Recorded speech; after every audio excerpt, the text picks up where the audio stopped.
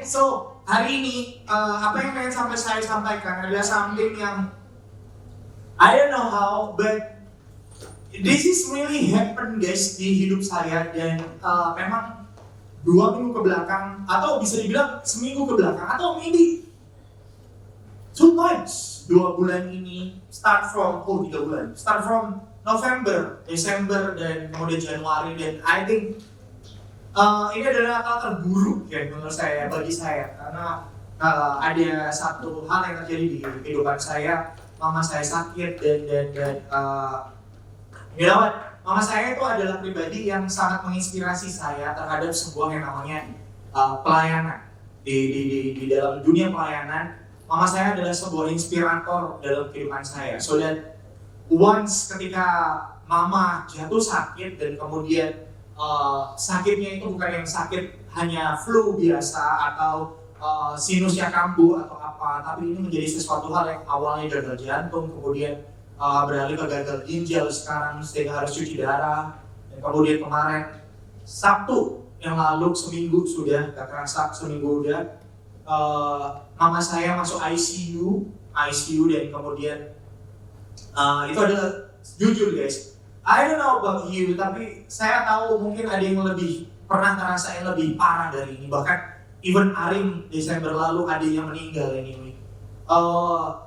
Many things happen gitu di akhir tahun lalu dan kemudian di awal tahun ini. And then Roma 15 ayat 1 sampai 13 ini pop up in my mind dan kemudian tiba-tiba bukan tiba-tiba tapi Kohis ngasih ayat ini kan dari awal tahun tuh ya, dari awal tahun. Di sini silabus 2025 dan kemudian saya lihat jadwal saya dapetin Roma 15 ayat 1 3. Ketika saya baca di posisi saya yang masih saya rasa bahwa saya berada dalam titik terlemah saya membaca ayat biarlah yang kuat menanggung yang lemah. Itu menjadi sesuatu hal yang kayak awalnya saya berpikir ini ayatku pas berarti akan ada orang-orang buat yang menguatkan saya dan lain sebagainya. Tapi lately, ketika merenungkan lebih dalam lagi, Roma 15 ayat 1 sampai 13, not just talking about me. So, judul saya adalah not just survive. Sebenarnya ini ada lanjutannya, cuman saya lebih suka not just survive. Kayak something yang menggelitik, karena memang pada akhirnya kita ngerti sendiri bahwa entah kalian nyadari atau enggak, lately, di dalam dunia ini, kita itu seperti dituntut untuk kita tuh bertahan dimanapun kita berada. Kita mau kerja, kita mencapai suatu KPI atau kita mencapai sesuatu hal yang kamu bikin project, kamu bikin ini, kamu melakukan ini dan sebagainya. Every single month ketika kamu kerja atau ketika kamu kuliah, kamu itu kayak ngerasain bahwa di dalam hidupmu itu kamu harus ngejar target yang bikin kamu harus bertahan terhadap sesuatu. Di dalam kehidupan kita, sadar atau enggak, mulai dari kita SD sampai bahkan bukan SD, mulai dari kita bayi. You know what? Bayi itu kalau kalian sadar, ini karena saya bergaul dengan dokter anak, dokter spesialis anak lately, saya jadi tahu ternyata bayi pun punya goal. Bayi pun punya tujuan untuk mereka hidup. Jadi mereka itu di usia beberapa bulan, mereka punya goal untuk memiliki berat badan yang tertentu. Misal 0 sampai 5 bulan, mereka tuh mencapai berat badan ini. Kalau nggak berat badan sampai ini, atau tinggi badan sesuai itu, berarti mereka disebut stunting. Nah, pernah dengar itu ya? Mereka stunting. Bahkan dari mulai kita bayi, kita tuh seperti kayak dituntut untuk mencapai sesuatu. Kita kayak berusaha untuk bertahan. Kita berusaha untuk mencapai sesuatu agar kita bertahan hidup di dalam dunia ini. Right? Demikian juga dengan mama saya. Mama saya ini harus seminggu sekali cuci darah. Dia cuci darahnya harus 4 jam di dalam setiap sesi. Supaya apa? Supaya masih bisa bertahan dengan gagal ginjalnya itu dan kemudian dia tetap hidup. Nah, lately juga kadang kita pernah pasti dengar bahwa ada beberapa orang yang bilang, posting dulu lah makan siang biar gak dikiranya aku kerja terus. Posting. Atau posting dulu kerjaan biar gak dikira aku nganggur. Nah, kemudian ada juga yang beberapa posting healing lah biar gak dikira aku tuh budak konporan terus. Ya kan, semuanya tuh ngomongin tentang apa sih? Tentang itu semua eksis. Kalian posting sesuatu, entah itu mikir, itu cuma just wanna make my story. Bukankah ketika kamu ngomong kayak gitu, kita tuh sedang berada bahwa dalam hati kayak, ya aku sedang mengeksiskan diriku melalui story. Iya kan? Ya. Lalu masalahnya di dalam kehidupan kita, dalam kehidupan kita dari tahun ke tahun, year after year, kita itu pada akhirnya akan ada tugas, ada challenge yang harus kita kerjakan. Kamu mau sesusah apapun mencapainya, kamu harus capai. Kamu mau seberantakan apapun, kamu mau seberdarah apapun, kamu harus capai itu sehingga kamu bertahan di situ. Bahkan kalau misal kita harus, misal kita di IO harus bertahan untuk mencapai, ya harus ada pencapaian ini, ya kan? Mana sekarang IO-nya Andre itu udah ada pesaing sekarang kan di dunia gitu. Iya kan pesaing. Malah di dalam gereja pun ada persaingan. Gak canda ya. So dari sini tanpa sadar kita tuh sebenarnya kayak apa ya? Kalau menggambarkannya tuh nggak bisa lepas dari mungkin yang bisa tak gambarin Mobile Legend lah. Kalau kamu lagi mau main Mobile Legend dan kemudian kamu dipaksa untuk main Marksman, MM, tapi nggak ditolong sama tank. Tankmu itu nggak datang ke kamu, tapi cenderungnya itu yang datang ke kamu itu bukan tank, tapi justru magenya musuh. Cecilian datang, ini datang, gak nyambung.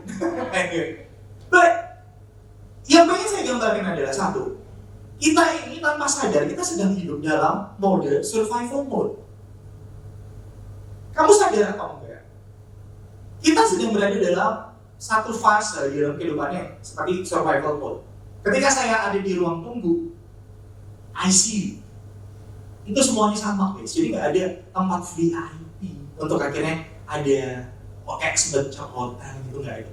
Semua keluarga yang nunggu pasien ICU ditempatkan di ruangan yang sama. Kalau kamu mau tidur di sana, kamu tidur di lantai. Kalau kamu mau nggak tidur, ya udah lu duduk aja.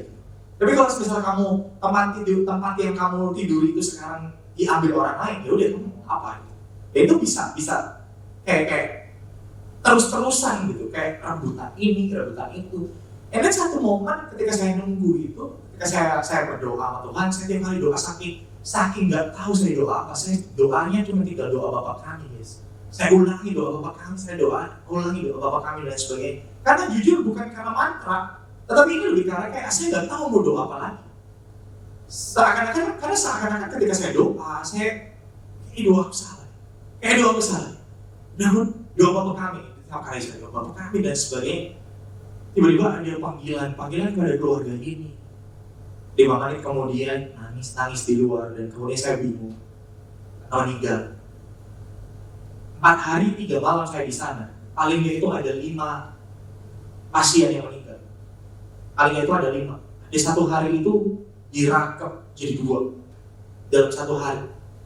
Itu ICU guys. Dan entah kenapa di saat momen itu terjadi, ketika saya merenungkan ini, saya merasa berada manusia ketika dia lahir sampai kepada dia dewasa, bahkan mungkin sampai mati, itu kita sedang berada di dalam suatu kondisi survival mode. Siapa yang bertahan adalah dia yang kuat.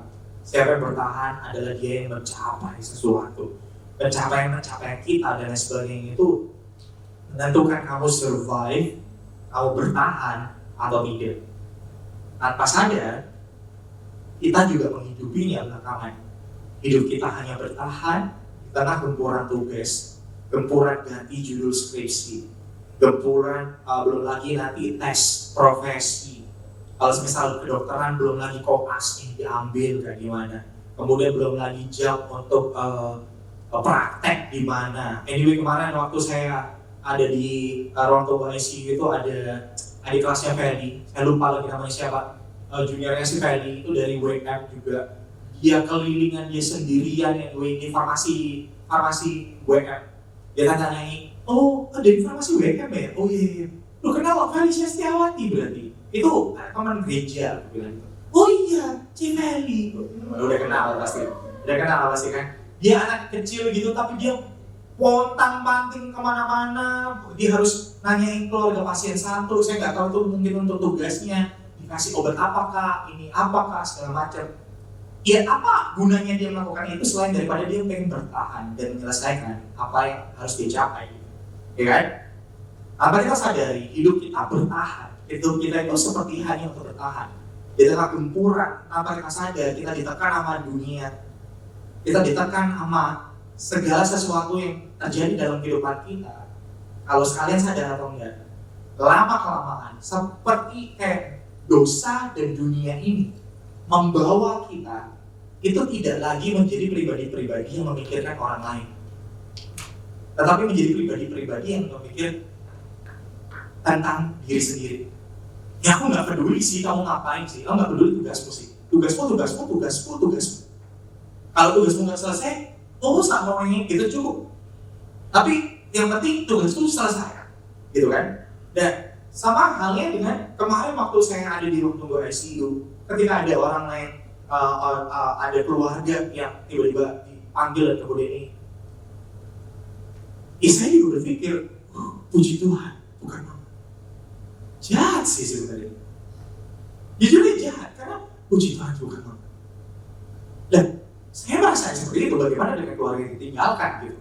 Waktu saya berpikir seperti demikian, saya benar-benar kayak ngerasa, iya ya, di dunia ini kita seperti kayak dihajar, kita seperti kayak dibawa sama dunia ini, bahkan dibawa kepada ranah di mana kita ini harus menjadi sendirian dan nggak usah peduli sama orang lain, ya kan?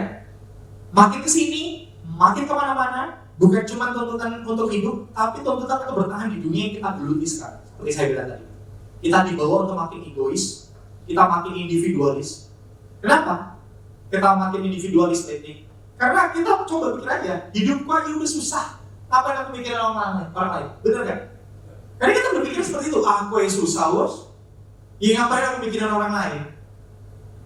Nah pertanyaannya adalah sekarang, apakah ini yang Tuhan mau? Dengan kita hidup di dalam survival mode ini, survival life ini, apakah ini yang Tuhan mau dalam kehidupan kita? Nah Roma 15 ayat 1 sampai 13 kita baca sama-sama. Saya nggak tampilin di depan, karena kalau tampil di depan kekecilan. Jadi bukan karena kekecilan. Anyway tadi di Ambassador pun saya nggak ngomongin, nggak baca ini ayatnya. Tapi kita buka maksudnya, buka dari HP masing-masing aja. Roma 15 ayat 1 sampai 13. Roma 15 ayat 1 sampai 13. Saya juga loading guys.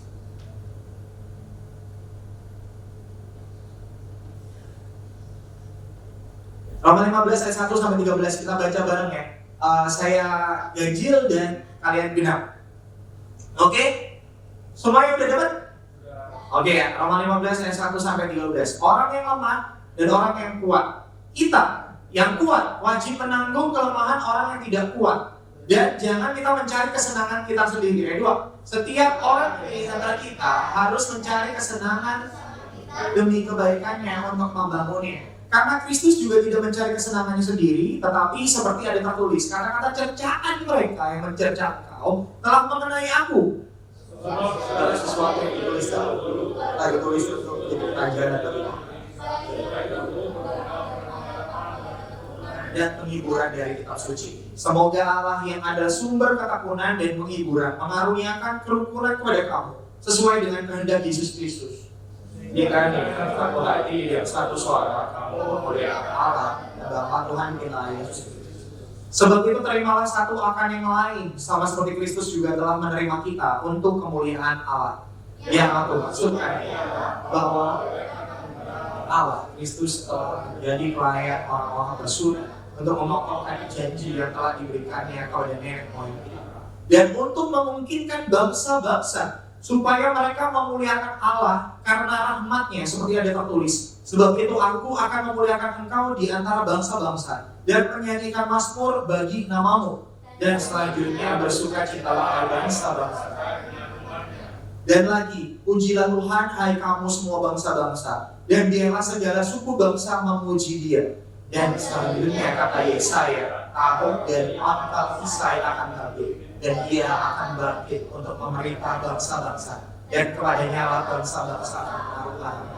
Semoga Allah, sumber pengharapan, memenuhi kamu dengan segala sukacita dan damai sejahtera dalam iman kamu, supaya oleh kekuatan Roh Kudus kamu berlimpah-limpah dalam pengharapan. Jadi kalau kita baca dari Roma 15 ayat 1 sampai 3 barusan, ini justru ngajari kita sesuatu hal yang berbeda dari fakta yang terjadi dalam kehidupan kita. Which is, ayat-ayat ini bilang bahwa ternyata hidup itu bukan tentang kamu sendiri yang kuat. Tetapi kalau kamu kuat, kamu harus tanggung yang lemah. Dan hidup bukan cuma soal bertahan ternyata. Tetapi hidup itu tentang menguatkan orang lain di dalam hidup. Karena Kristus pun datang bagi mereka yang lemah. Demikian ayat ini bilang kayak. Itu sebabnya saat ini saya berusaha untuk menyederhanakan. Hanya ada 2 poin yang akan saya bahas hari ini. 1, kita akan bahas hari ini adalah stop fighting alone. Let's do this. Roma 15 ayat 1 bilang ini. Kita yang kuat wajib menanggung kelemahan orang yang tidak kuat. Dan jangan kita mencari kesenangan kita sendiri. Ini sangat bertentangan dengan dunia kita lihat. Kita sama-sama tahu bahwa kita sedang menghidupi yang namanya hustle culture. Semuanya serba cepat. Kalau gak cepat, tak tinggal. Mbok gak ngurus, Kayak gini, seringkali kayak gitu, kayak hustle culture ini buat kita pada akhirnya kalau kamu gak bertahan, kamu gak catch up dengan kecepatanku, berarti kamu gak cocok ambil aku, benar? Kalau kamu kerjamu gak cocok ambil aku, wis penting tak kerja dewe. Tak kerja dewe, wis selesai tak kumpul dewe, wis jenengmu gak apa-apa, wis melok aku gak apa-apa, wis melok tugas-tugasku gak apa-apa, wis. Atau kerja, udah kerja sama, udah gak apa-apa gini. Loh, kamu kan harusnya ngerjain ini, terus kamu tak backup sih, sesuai dong. Dan lain sebagainya. Hasil culture hari ini ngajarin kita, kehidupan culture ini, hasil ini mengajarkan kita untuk kita itu survive sendiri. Mengajarkan kita tuh fokus pada diri sendiri. Yang terpenting itu kamu catch up. Orang lain gak catch up, ya kita tinggal ngasih empati aja sama dia, sanoe, udah. Kemudian ada juga kata-kata, jangan terlalu peduli, nanti kamu sendiri yang rugi. Karena kadang-kadang kita hidup di dunia di mana semua orang mengecewakan kita. Jadi kadang kalau kita baik, kita ngutangin orang, orangnya bisa lebih jahat sama kita daripada yang ngutangin. Dan lain sebagainya. Kemudian ada kata-kata ini, everyone is fighting their own battle. Setiap orang bertarung untuk pertarungannya sendiri. Jadi urus aja hidupmu sendiri. Ya kan? Kita sering banget tuh dengar kata-kata semua orang itu bertarung di dalam pertarungannya sendiri. Jadi jangan ngurusin orang lain. Nah ini, media sosial juga. Media sosial seharusnya kan ngajarin kita tentang terhubung denganmu, gitu kan sih. Nah harusnya media sosial itu bikin kita makin terhubung. I'm connected to you. Ya, tapi jujur aja karena dosa dan karena egoisme kita dan iri hati kita, sekali lagi karena dosa, justru media sosial yang tadinya itu jadi alat untuk menghubungkan kita. Media sosial jadi ajang pamer. Media sosial jadi ajang di mana kita tempat memperbandingkan pencapaian orang lain. No wonder para Gen Z, ya harus juga anyway. Kita kadang-kadang melihat ketika pencapaian orang lain udah mencapai ini, mencapai itu, kita minder dan mulai menyalahkan keadaan. Kita mulai minder, mulai ini dan lain sebagainya gitu. Nah ini, di media juga, saya ketemukan ini. Kita sering melihat orang lain struggling, udah bisa katakan mereka kan ya. Kita melihat mereka itu struggling, tapi seringkali ketika kita melihat mereka jadi struggling, kita cuma jadi penonton. Kita nggak peduli sama mereka. Kita cuma jadi penonton bagi mereka, bukan jadi teman yang peduli sama mereka. Malah yang lebih jahat biasanya lihat story, sano kodeo sano, ya ampun sano swipe.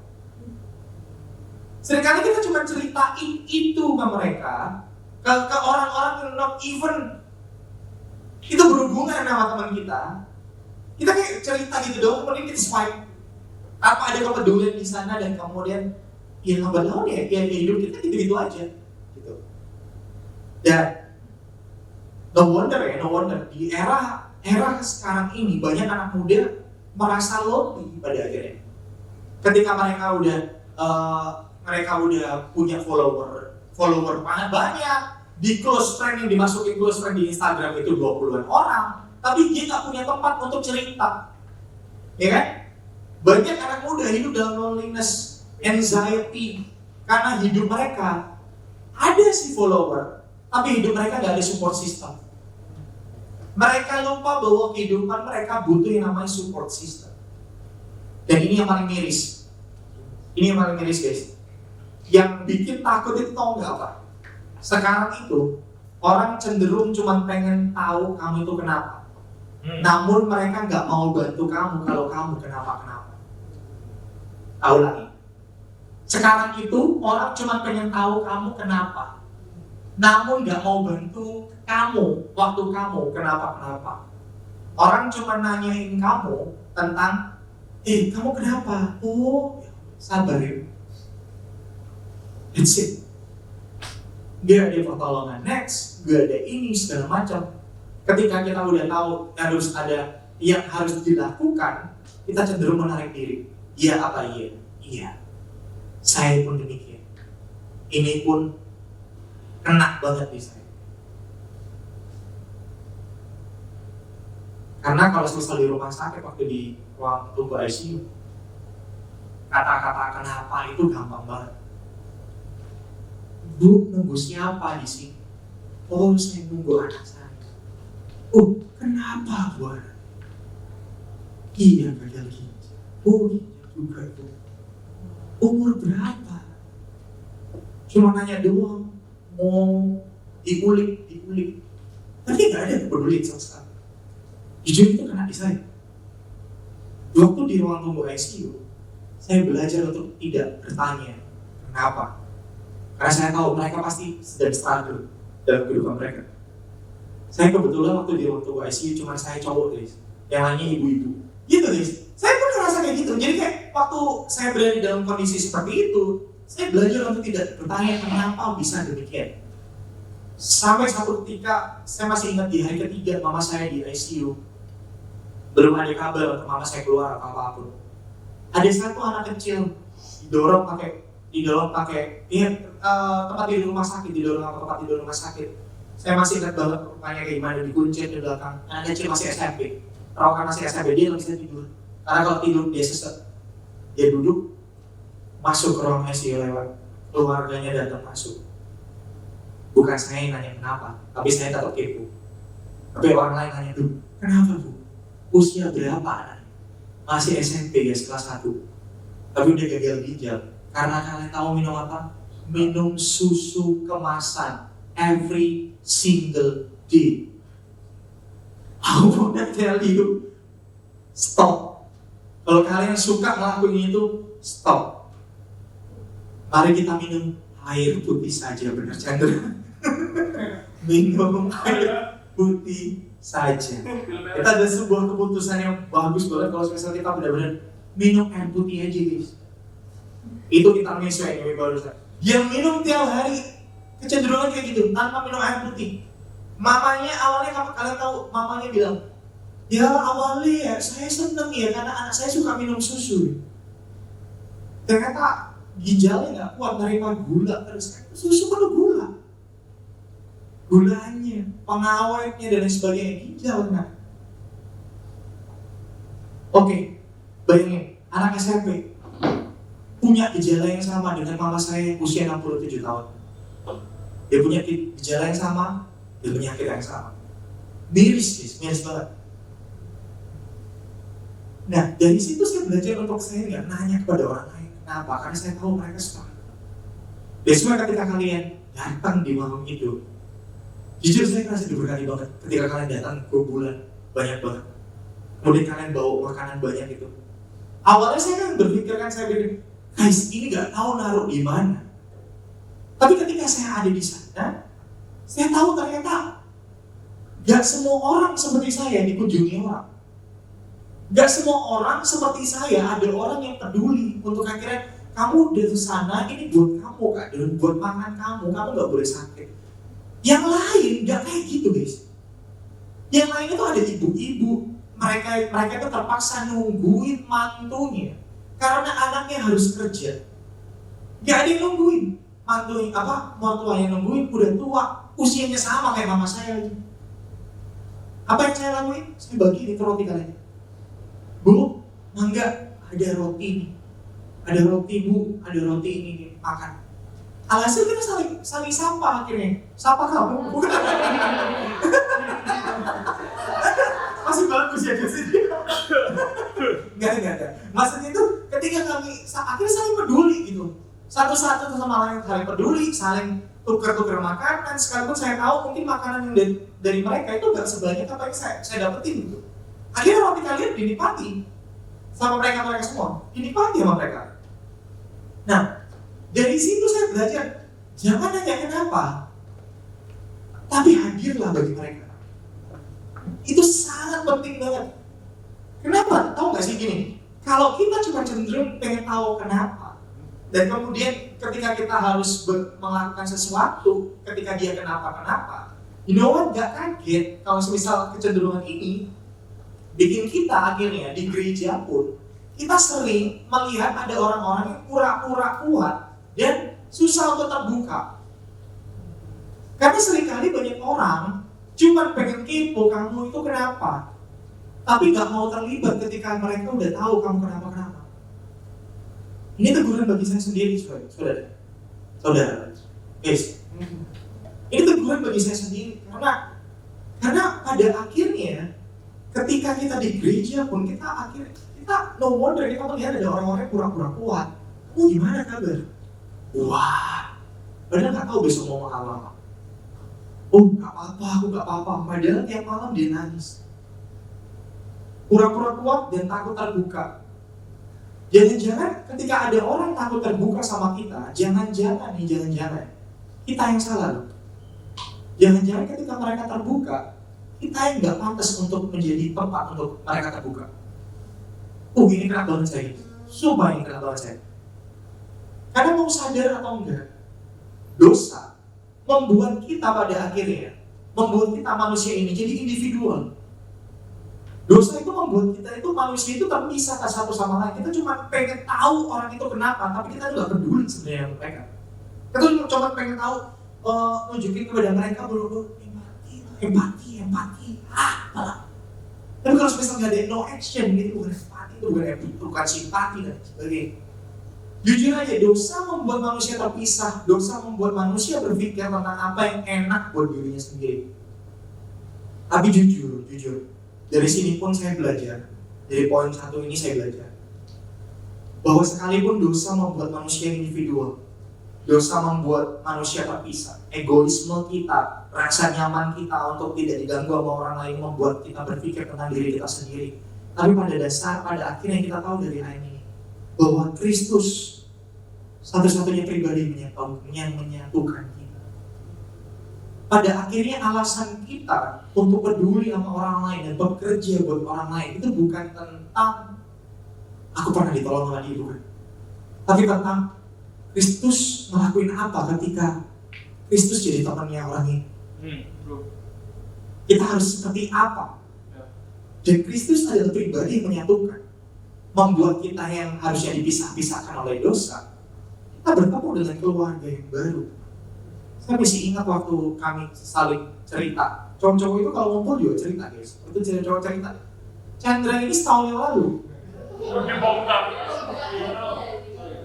Chandra ini 2 tahun yang lalu itu dia bilang setahun yang lalu bahwa 2 tahun yang lalu dia itu berpikir ya setahun yang lalu kalian siapa, guys? Tapi sekarang saya bercanda dengan kalian, kalau saya dekat dengan kalian.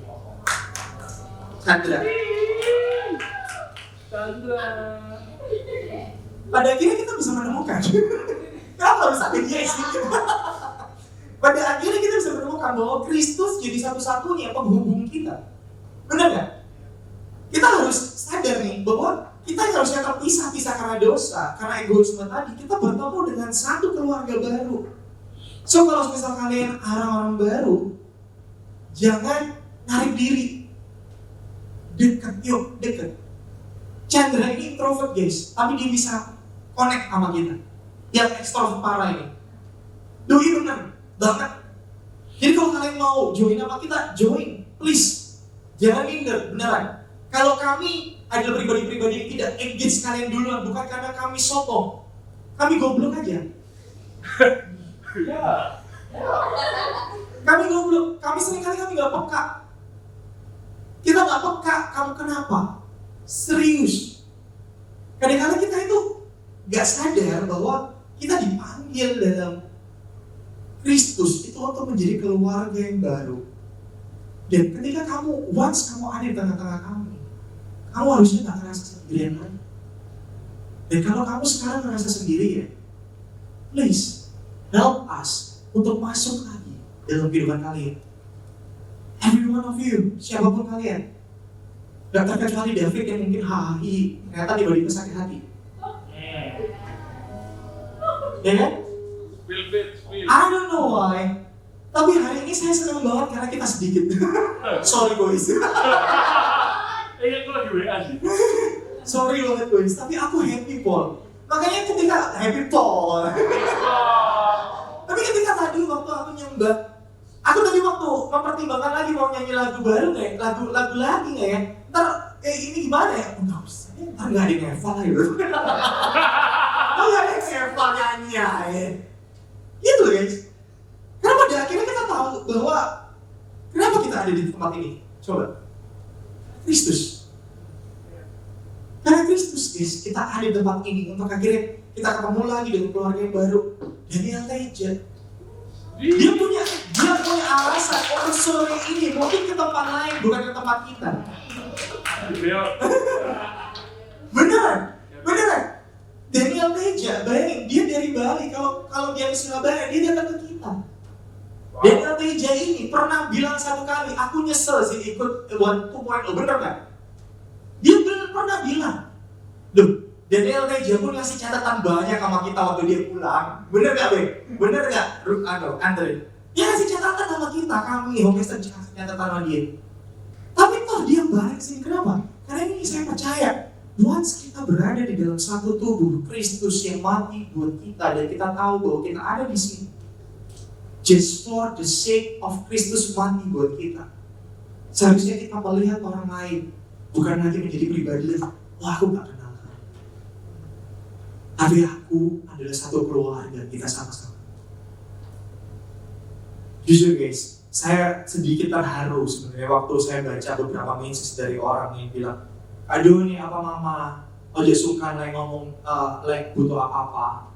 Bahkan bukan hanya dari kalian, ada beberapa anak ambasador juga, ojo ragu kalau misal butuh apa-apa ya kan, dan lain sebagainya. You know what?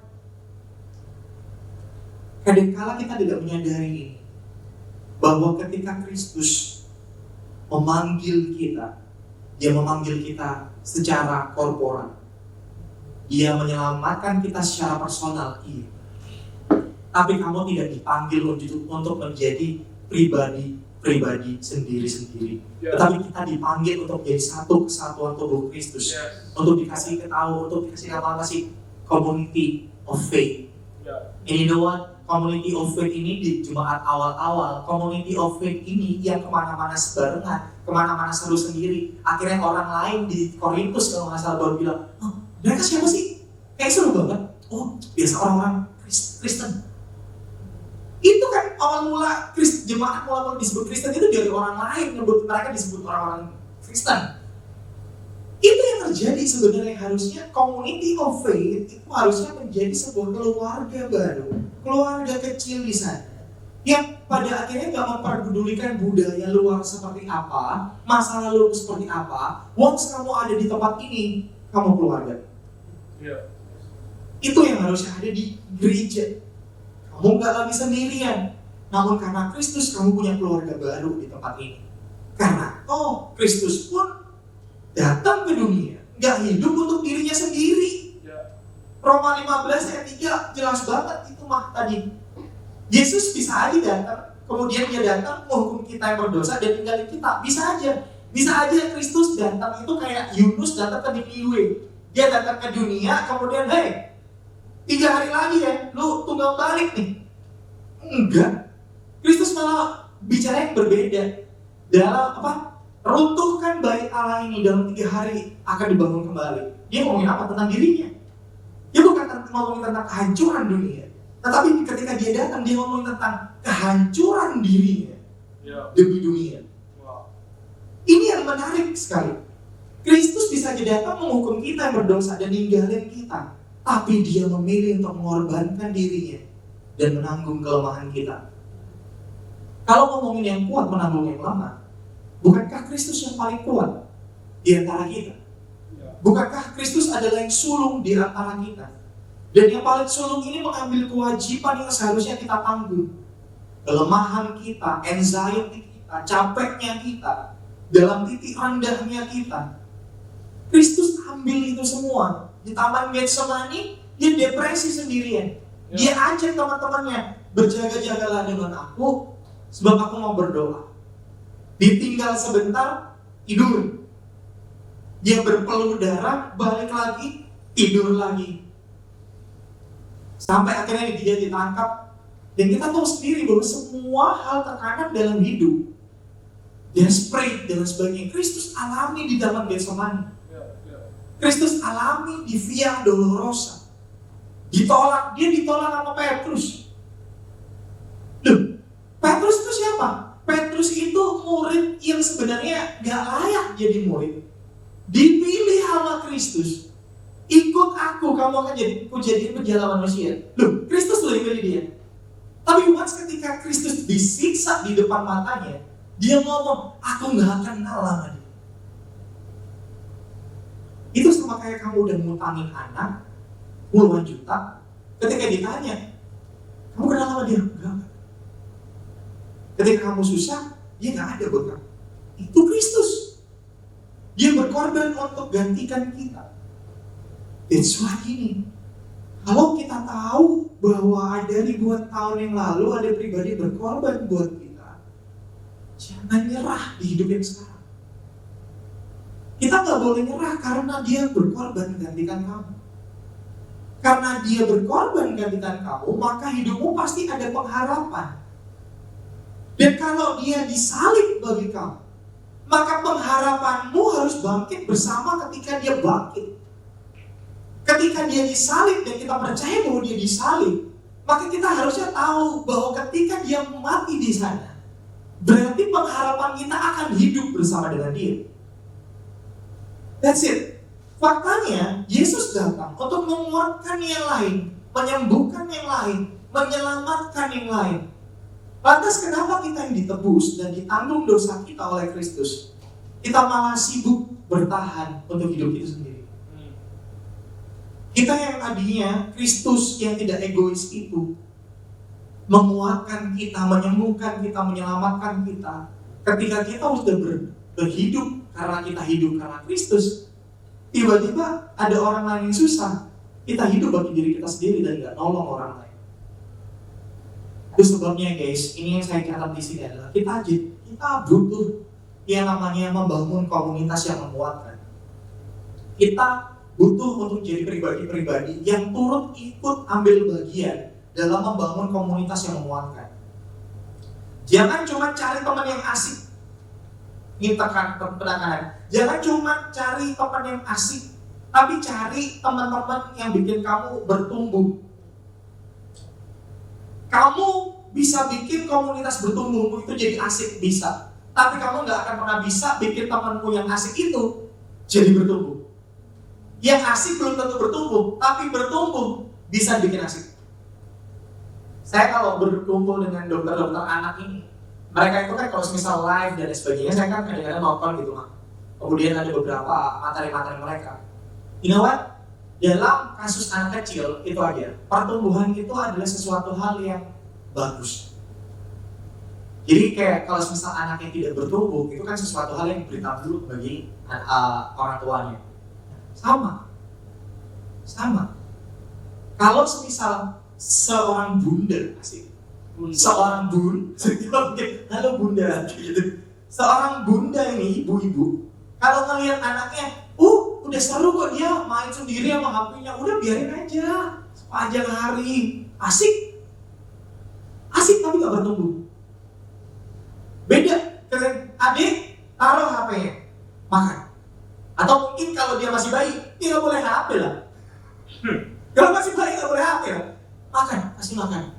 Makan, mau nggak mau makan, ayo. Makanya ada program empasi, makanan pendamping ASI. Tahu banget gue mas sekarang. Tiap kali. Udah tahu saya sekarang. Iya. Udah anti campur kan? Dari sini saya belajar yang satu guys, beneran. Pertumbuhan itu adalah sesuatu hal yang penting untuk dikejar, bukan asiknya. Lo asik itu bisa kalian bikin guys ketika kalian bertemu dengan orang yang bertumbuh. Oke? Dan ini, jangan nunggu ditolong, tapi mulai jadi orang yang menolong. Nah, ini yang harus penting. Belajar hadir buat orang lain, bukan cuma pas lagi butuh sesuatu. Banyak orang di gereja juga gak bisa hadir buat orang lain, bahkan pendeta-pendeta. Kadang-kala pendeta-pendeta terlalu besar sampai akhirnya dia gak bisa hadir buat jemaat. Ada banyak orang-orang yang udah terlanjur tak kenal banget sampai akhirnya dia kehilangan intimasi sama jemaat-jemaat. Ini yang saya tahu. You are not designed to exist alone.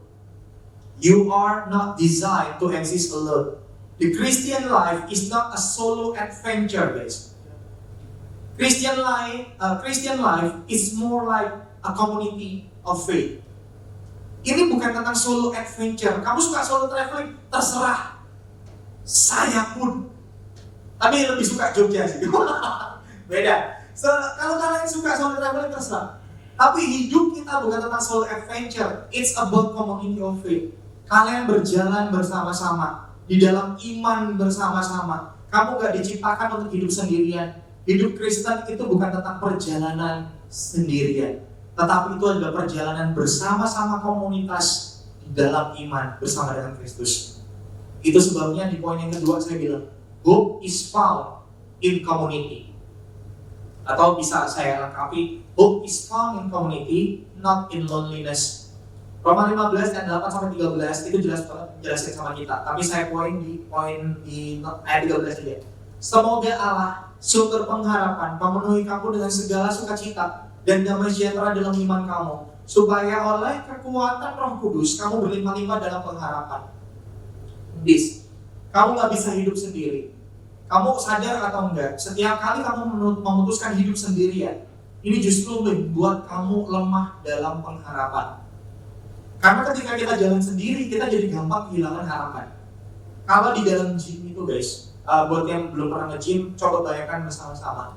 Kalau di dalam nge-gym itu, nge-gym sendiri ya, dan nge-gym dengan partner barengan sama orang yang sama-sama partner gym itu beda. Bedanya di mana? Bedanya durasi. Saya kalau sendirian nge-gym, saya 1 jam udah cukup. Tapi kalau partneran sama teman, itu bisa 2 jam saya. Loh ngapain gak bercanda? Bukan, nggak bercanda. Ya bercanda ada sih. Cuma di dalam partneran sama gym, itu enak banget. Misal kalau saya sendirian, 3 set cukup. Yang angkatan ke-8, gak kuat, istirahat. Tapi kalau ada partner gymnya, angkatan 8, bisa gak Don? Bisa. Ini dia. Bisa satu lagi, gak kuat Chan. Satu lagi bisa gak Don? Satu lagi, Chandra biasanya saya gituin. Karena kan ototnya bagus tuh. Dan saya bilang, Chan bisa Chan, satu lagi, gak kuat gak Don? Satu lagi Chan. Bisa. Apalagi Kobis biasanya. Kobis, kamu pasti pernah Ruben pernah leg day sama Kobis. Kobis itu gak akan nyerah untuk menyemangati kita. Satu lagi Doni, bisa, tambah beban, bisa. Kobis itu guys, bener kan? Itu Kobis banget. Tapi itu juga yang pada akhirnya buat kita ngerti bahwa ternyata aku bisa lagi satu langkah lagi. Aku bisa satu langkah lagi. Ya sama kayak waktu aku naik gunung, waktu sama Yosua dulu, Yosua udah jauh banget. Yosua udah jauh banget. Tapi kalian tahu nggak pengharapanku ketika aku terus jalan, sekalipun waktu itu saya masih ingat saya kena kram, kemudian saya jalan kaki. Pengharapan saya untuk jalan terus itu apa? Ada bule. Bule itu jalannya tuh cepet banget guys, gak tau tulangnya seperti apa, tapi bule itu kalau kita selangkah dari selangkah capek, bulenya lewat, let's go bro. Aduh bule Gue tanya Yosua itu kencang banget, gula itu kencang banget. Ngaco. Ya tapi dari situ sih, gila, kencang banget. Kencang banget, tapi ya udah jalan setapak demi setapak, pada akhirnya saya sampai juga. Karena gini, ketika kita berjalan bersama dengan orang lain, kita jadi punya pengharapan, dan pengharapan kita itu gak terlalu muluk-muluk, tapi itu sesuatu hal yang kita bisa capai. Kayak, temanku bisa, aku juga pasti bisa. Temanku bisa hidup kudus, aku juga mau kayak gitu loh. Temanku juga bisa nih puasa nih, kenapa aku gak bisa puasa? Ya? Jangan jadi orang yang kalau orang lain bisa, biar orang lain aja. Jangan saya, jangan nih. Jangan. Nah, gini. Anxiety, bukankah anxiety, overthinking kita, takut kita, itu seringkali muncul saat kita sendirian, benar gak? Kalian overthinking. Hari-hari ini kan yang overthinking kan ada salah satu teman sahabat kita kan. Lu pasti tahu banget ya. Ini buat yang belum tahu, saya kasih tahu. Ada salah satu teman kita, baru putus dia. Kesepian kalau di rumah. Sering kali kalau di grup dia selalu posisi. Dia nyari teman. Kenapa? Saya percaya kalau dia di rumah sendirian sekalipun kerjaannya banyak, overthinking dia. Overthinking pasti. Kalau kamu sendirian dan kamu menikmati kesendirianmu, I wanna tell you, kamu makin dimakan sama overthinking. That's why kamu butuh teman-teman kamu, butuh namanya SUPPORT, dibaca sistem. Dibaca support. You need support system. Kamu butuh komunitas yang sehat. Kamu butuh teman-teman yang ngasih harapan yang sejati. Apa itu? Harapan yang sejati. Kamu butuh teman-teman yang mengarahkan kamu kembali, bukan semakin larut dalam kesendirian, tetapi mengarahkan kamu kepada fakta bahwa Kristus sudah mati buat kita, supaya kamu sadar kamu gak pernah sendirian. Kamu gak pernah sendirian dengan depresimu. Kamu mungkin udah di diagnosa sama psikiater deh, udah diagnosa gak aku depresi, gak apa-apa. Tapi percayalah, kamu gak pernah depresi sendirian. Kamu gak pernah berjalan sendirian dalam depresi. Ada teman-teman di gerejamu yang siap untuk gandeng tanganmu, untuk bantuin kamu dalam masa penyembuhan. Anxiety-mu, overthinking-mu, takutmu seringkali muncul karena kamu gak punya support system. Dan ini yang saya percaya, harapan sejati itu biasanya tumbuh dalam komunitas yang sehat, bukan dalam kesendirian. Karena saya percaya bahwa di dalam Roma 15 ini, Yesus pun datang untuk semua orang, bukan untuk satu kelompok aja. Artinya, kalau Kristus aja datang untuk semua orang tanpa membedakan, masa kita yang ditebus ini masih membeda-bedakan. Karena saya percaya gereja adalah tempat di mana semua orang bisa menemukan pengharapan. Dan gereja harus jadi tempat di mana harapan itu ditemukan. Amin. Karena di dalam gereja, Kristus ada di tengah-tengah kita. 1-2 orang berkumpul, Kristus ada di tengah-tengah mereka. Kristus ada di tengah-tengah kita. Kristus sumber pengharapannya. Jika ayat di awal tadi bilang, yang kuat menanggung kelemahan saudaranya, maka Kristus adalah yang terkuat. Dan dia mau menanggung kelemahan kita. Dia yang tidak mencari kepentingannya sendiri, namun dia yang rela mati demi kamu dan saya. Itu sebabnya saya bilang di awal, kita dipanggil bukan untuk just survive, tapi kita dipanggil untuk menjadi saluran pengharapan buat orang lain. Orang yang tadinya gak punya pengharapan, ketika dia kenal kamu, dia punya pengharapan lagi. Karena Kristus hidup di dalam kamu. Orang yang gak pernah dengar tentang Injil akan mulai dengar kesaksian tentang Yesus baik sama kamu. Karena saat kamu ditebus, pancaran hidupmu harusnya bukan tentang kamu, tapi tentang Kristus yang terpancar di dalam kamu. Maka dari itu, pilih hidup dalam komunitas yang sehat. Jangan isolasi diri saat kamu struggling. Tak ulangi, jangan isolasi diri saat kamu struggling. Karena ada beberapa orang kalau dia lagi struggling, dia nggak mau dihubungin siapapun. I wanna tell you, please cerita. Sekalipun mungkin kamu nggak bisa cerita dulu, kamu bisa hubungin siapapun kakak-kakak di sini. Hubungin Kak Yosua atau Kak Ruben, hubungin, aku butuh didoain no, tapi aku belum bisa cerita. Just do that, please, just do that. Jangan hidup dengan kepura-puraan guys, karena banyak banget orang pura-pura kuat, terutama di gereja. Banyak orang benar-benar pura-pura kuat. Ditanyain, gimana kabarmu? Oh baik, luar biasa. Ini itu segala macam, tapi ini sudah lebam semua. Banyak orang pura-pura kuat. Padahal sadar gak sih dalam kekristenan kamu gak dituntut jadi kuat. Dalam kekristenan kita justru disadarkan bahwa memang nyatanya kita lemah. Nyatanya kita lemah, itu sebabnya kita butuh Kristus. Butuh Kristus yang nebus kita. Kita butuh komunitas support system yang membawamu menuju pada sumber kuat itu lagi. Mulai cari teman rohani yang bisa saling support dan menguatkan guys. Nah nih, Christian community is the place where we keep hope alive. Ulangi, Christian community is the place where we keep hope alive because the living hope live inside us. Komunitas Kristen adalah tempat di mana harapan itu harus tetap hidup. Kalau orang datang, dia harus dapetin pengharapan. Ketika orang datang dan kemudian dia nggak dapetin pengharapan, there is something wrong with our community berarti. Bisa jadi kalau misal orang datang dan dia tidak menemukan pengharapan, berarti bukan Kristus yang kita sedang bahas. Karena kalau kita sedang bahas soal Kristus, I want to tell you, seharusnya mereka dapetin pengharapan yang baru. Oke? Ada amin?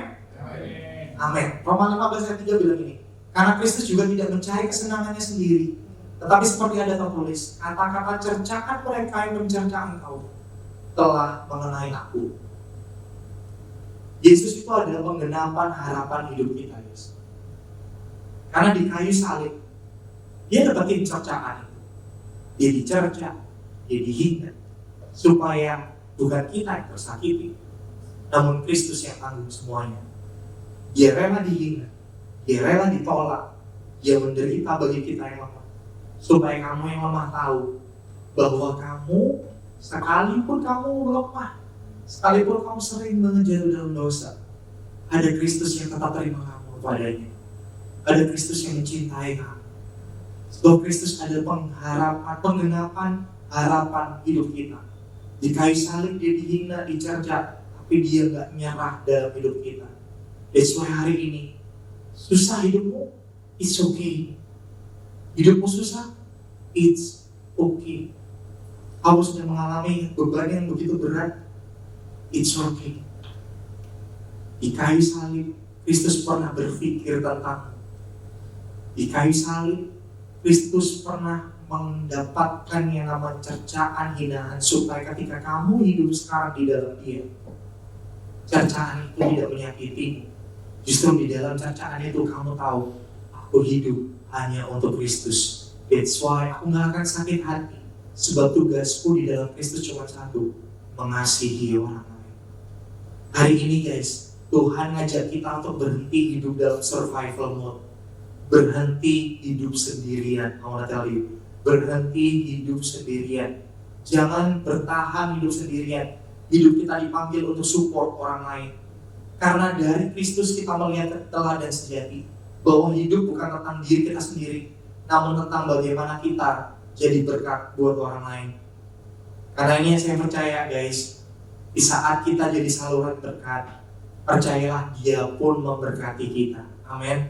Di saat kita memberkati orang lain, next guys, ada kamu diberkati saat kamu jadi saluran berkat. Saat kamu ceritain tentang Kristus di luar sana, kamu memberkati mereka, percayalah kamu sedang diberkati. Saat kamu memperkenalkan Kristus sama orang lain, percayalah kamu akan semakin kenal sama pribadi Kristus. Di saat kita jadi saluran berkat, percayalah Dia pun memberkati kita. So, jangan taruh harapan kita di dunia yang bisa berubah, tapi dalam komunitas yang dibangun dalam Kristus. Jadi pertanyaannya sekarang, maukah kita tetap hidup sendirian atau kita berubah untuk mau hidup dengan pengharapan dan supportnya nyata dari orang-orang sekitar kita.